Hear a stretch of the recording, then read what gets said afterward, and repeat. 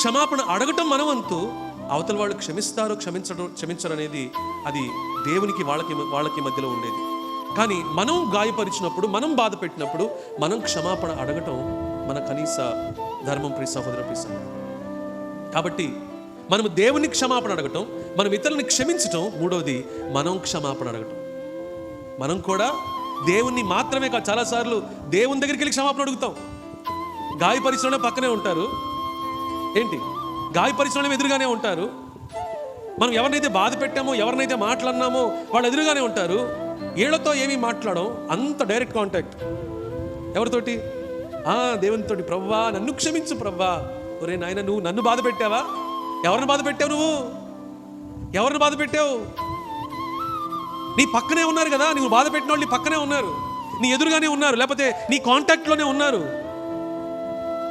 వాళ్ళని క్షమాపణ